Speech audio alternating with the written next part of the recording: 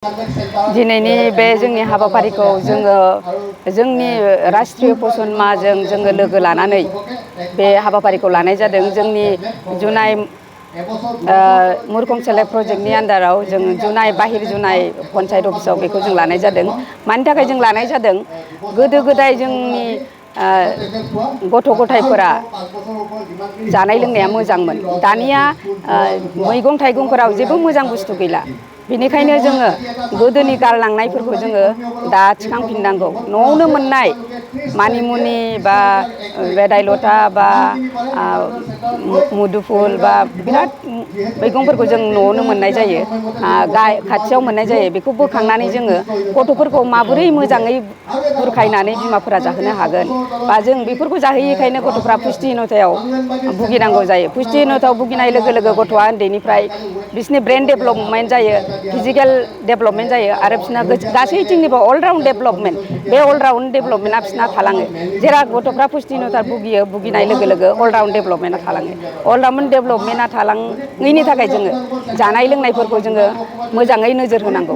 जेरै 6 माससिम जों जेबो जाहोनाङा गथ'नो। 6 मासनि उनाव जोङो जेरै कमप्लिमेन्टारि फिडिं न'आवनो बानायनानै जाहोनांगौ।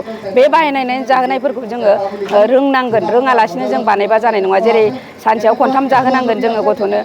मा होनानै जाहोनांगौ, गथ'नो माबोरै बुरखायनानै जाहोनांगौ बा मा खायद' बानायनांगौ, बेखौबो जोङो बे प्रग्रामनि गेजेरजोंनो जों बिमाफोरखौ एवार्ड खालामनो नागिरदों आरो जोंनाव फैदोंबो, बिमाफ्राबो फैदों आरो लोगोसे जोंनि आंगनबादि कर्मि सहायिकाफोराबो मोनसे रेसिपि कम्पिटिसन, बे रेसिपि कम्पिटिसनखौ जाय मोजांसिन देखायनो हागोन बिसोरो प्राइज मोनगोन। गोजोन्थों। আমি আজি পঞ্চম ৰাষ্ট্ৰীয় পোষণ মাহৰ লগত সংগতি ৰাখি বাহিৰ জোনাই গাঁও পঞ্চায়ত আমাৰ পঞ্চায়ত ভৱনত এখনি সজাগতা সভা অনুষ্ঠিত কৰিছোঁ। যিহেতুকে পুষ্টিহীনতা এক সামাজিক ব্যাধি, ইয়াৰ পৰা আমি মুক্তি পাবই লাগিব। সেয়েহে আমি আমাৰ গাঁৱৰ লোকসকলক যাতে আমি সজাগ কৰি তুলিব পাৰোঁ, সেয়েহে আমি এই সজাগতা সভা অনুষ্ঠিত কৰিছোঁ। আমি এই সভালৈ বিভিন্ন ব্যক্তি আমন্ত্ৰণ কৰি আনিছোঁ। তেওঁলোকে বক্তৃতা প্ৰদান কৰিছে যাতে তেওঁলোকৰ বক্তৃতাৰ জৰিয়তে যাতে আমাৰ লোকসকল উপকৃত হ'ব পাৰে বা পুষ্টিহীনতাৰ বিৰুদ্ধে আমি যুঁজিব পাৰে। ধন্যবাদ। হয়, আমাৰ আচলতে প্ৰত্যেক বছৰে আমাৰ ছেপ্টেম্বৰ মাহত পোষণ মাহ হিচাপে পালন কৰি অহা হৈছে আৰু আমি ছেপ্টেম্বৰ মাহৰ উপৰিও আমি বিভিন্ন সময়ত এইদৰে সভা সমিতি অনুষ্ঠিত কৰোঁ।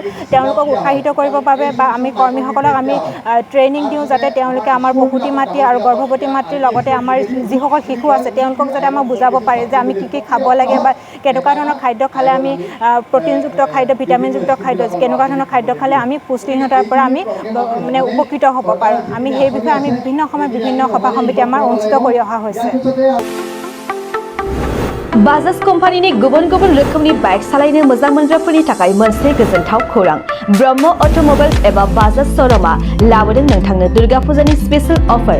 ब्रह्म अट'मबाइल्स एबा बाजाज श'रुमआ उदालगुरि जिल्ला रौता सारियालियाव दं।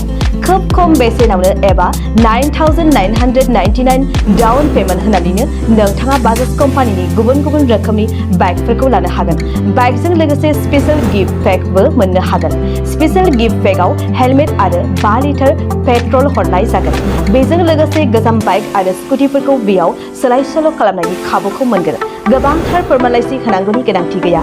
स्पेशल अफारा 27 सेप्तेम्बरनिफ्राय 8 अक्ट'बरसिम सोलिगोन।